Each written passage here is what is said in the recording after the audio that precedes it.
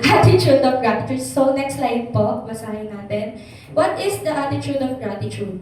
Is the ability to find good in every situation. So, ito daw po ay abilidad natin ng makita, ito yung nakafocus po ito sa perspective natin.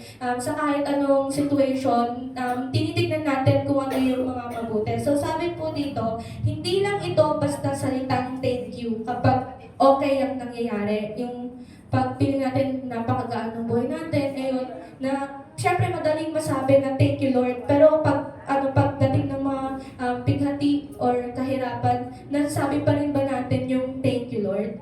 So, ang attitude of gratitude, it's a mindset. Paraan ng pagtingin sa buhay na puno ng pasasalamat, humility at tiwala kay Lord. At bilang mga stewards ni God, mahalaga na meron tayong ganitong attitude. So, bilang mga mananampalataya, tayo ay tinawag upang maging mabuting tagapangalaga ng lahat ng ipinagkaloob ni Lord. Pero para magampanan natin ang responsibilidad na ito, kailangan natin ng puso na grateful or yung attitude of gratitude.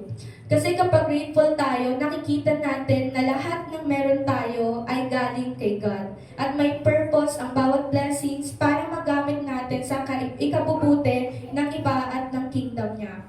So, yung attitude of gratitude is the ability to see good in every situation.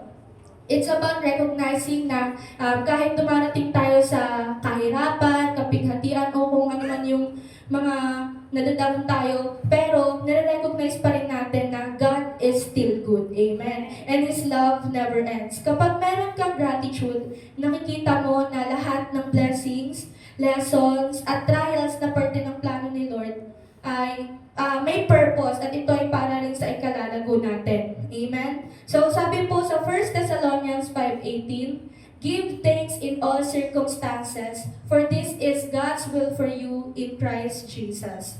So, sabi dyan, give thanks in all circumstances. So, kanina pa natin tinatanong, no, kaya mo pa rin bang mag-thank you, Lord, kapag dumarating ka sa mga circumstances na kung saan parang ang hirap, ang bigat, no? Sa devotion na ito, tuturuan tayo ng Lord na kung paano natin magagawa yon dahil sa pagkakaroon natin ng gratitude or grateful heart. So, ito ay paalala na hindi lang para sa magagandang araw ang pasasalamat. It is an attitude of the heart na nakalinya sa kalooban ng Lord. So, ngayon naman po, i-breakdown natin yung differences between gratitude versus grateful. So, ngayon titingnan natin kung ano nga ba tayo, isuriin natin yung sarili natin kung may mga nagagawa pa ba tayong mga hindi kalugod-lugod sa paningin ng Lord, and kung nagiging ungrateful ba tayo or grateful tayo. So, sabi dito, ang ungrateful person is prideful, complaining, always lacking, and focused on what's wrong or missing. Prideful, di ba, alam naman po natin ang pride is pinaka severe na sin ng tao. Ito yung pinagmulan talaga ng kasamaan. So, complaining, yun yung reklamo ng reklamo. Minsan, yung mga gantong tao kahit wala naman silang naambag, may mga reklamo pa rin, gano'n. So, sabi ito, always lacking and focus on what's wrong or missing, o yung laging nakatutok lang sa kulang, sa mali, kung ano yung mga wala sa buhay nila. So, makikita po natin sa Numbers 11 verse 1. Ito po yung nangyari po sa Israel. Tama po. So, now the people complained about their hardships in the hearing of the Lord. And when he heard them, his anger was aroused.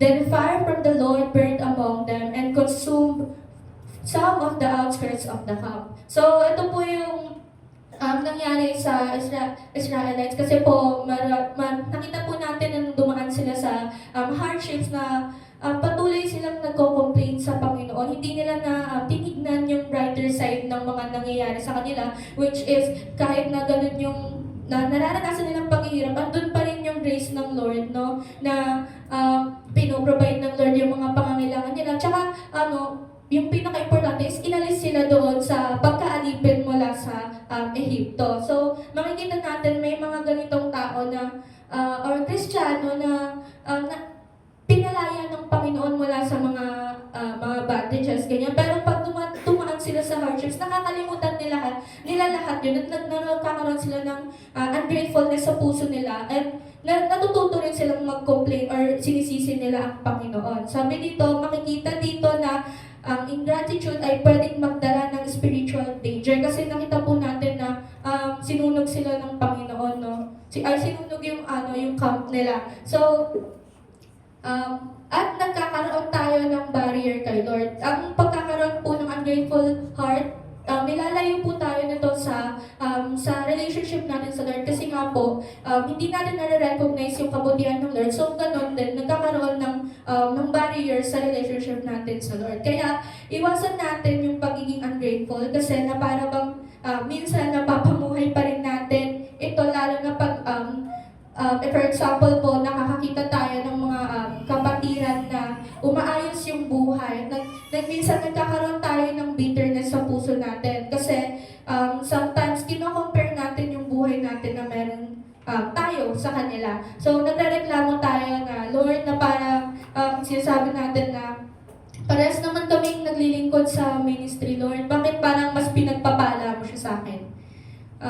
Mga kapatid, meron tayong different level of blessings po, no? Binibase ito ng Lord sa level ng ating pagiging good steward, no? Kasi kung ibibigay sa atin ng Lord yung parehas na blessings ng ibang kapatiran, kung iba rin yung level ng way niya ng pag-steward sa mga blessings, kaya lalo siyang pinagpapala. So, kung ibibigay din sa atin yun, hindi pa tayo ganun kaayos or ka-good steward. So,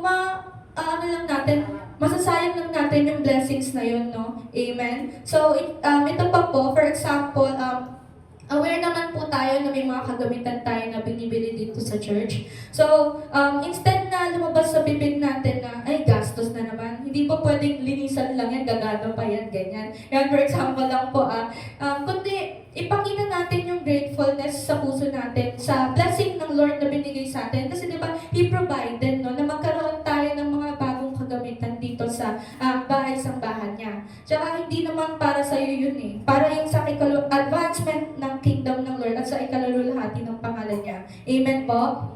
Sa kabilang banda naman po, we have the grateful person. A grateful person po is humble and content, seeing goodness even in small things, and having gratitude in the heart. So sabi po sa Philippians 4:12, ito po si Apostle Paul po. I know what it is to be in need, and I know what it is to have plenty. I have learned the secret of being content in any and every situation, whether well-fed or hungry, whether living in plenty or in want. Amen? So, nagsasalita po dito si Apostle Paul. So, pinapakita lang po dito yung contentment and gratefulness na ng puso na meron si Apostle Paul, no?